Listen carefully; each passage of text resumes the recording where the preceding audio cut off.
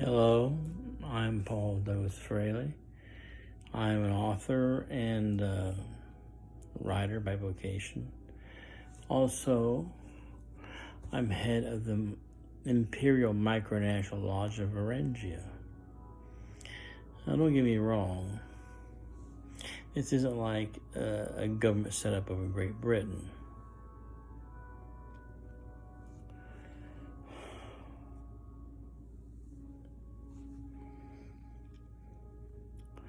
This is simply a substitute personally for me from actually sitting on a real throne over my ancestral homeland, my territory in Western Russia, which is held hostage by Vladimir Putin.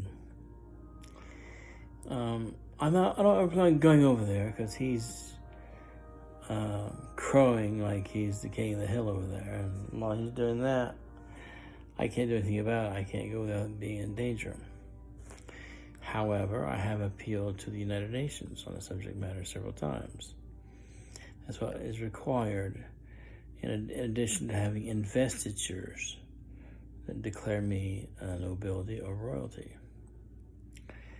I have two of them, in fact.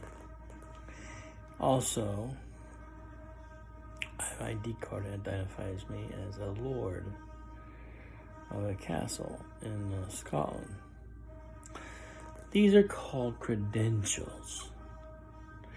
You want to be a head of a lodge or a order of knights as a king of arms, that's really what you got to do, as well as getting people's approval.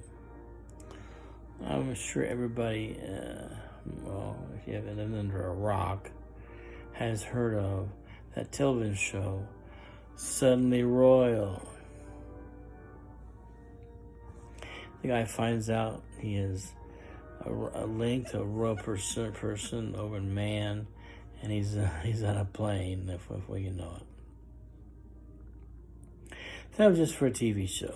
He knew that, But does the King of Britain or the Queen of Britain, whoever is in charge at the time, have the legal right to tell him he cannot be a descendant of royalty, or he cannot claim it in order to start his own order of knights in the United States? He can do it over in Man, perhaps, but not in the United States. I mean, it's kind of arbitrary behavior, if you ask me. I mean, the royal family of Britain is not even real Plantagenets. They are not Plantagenets. The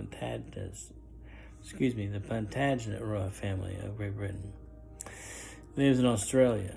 It's been on the air. It's been on television. Everybody knows the secret. The secret's out.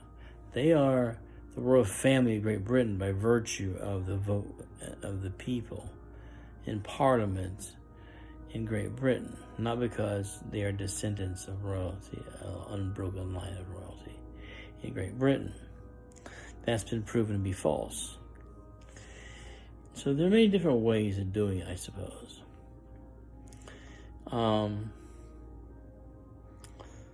Yeah, that's basically all I wanted to say. And if this man wants to start his own micronation, he can. He wants to start his own organization for charity. This person who is descended from the king of Man, well, then he can, even though he lives in the United States. There's no law that forbids it. Anymore, there's a law that says I can't wear a crown. You want to know more about ancient medieval royalty? I suggest you go to the YouTube channel of the Shadowversity. So perhaps you'll learn a few things. If you are an American, like so many of us over here are in the States. But yeah, there is such a thing as overstepping one's bounds, even if one is a member of the royal family of Britain. Because you're going to only embarrass yourself by shooting yourself in the foot in such social circumstances.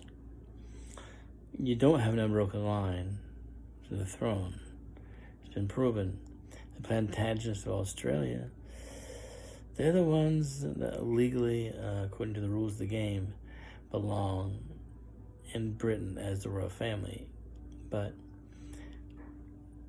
fortunately, the government is a democratic institution in Great Britain, and they have voted you guys in. Congratulations. Now, as to people creating their own micronations or knighthoods, really, you shouldn't be, what's the word I'm looking for? Not obtuse. No, you shouldn't make arbitrary statements to make yourself unpopular in Great Britain. Remember, the people put you on the throne and put you in the royal Windsor Castle. They're the reason why you're the royals. You don't want to become unpopular in your own country if you have royal status. Same goes for people who are involved with micronations. You want the support of the group. And in saying that, I guess I shall call this, let's see,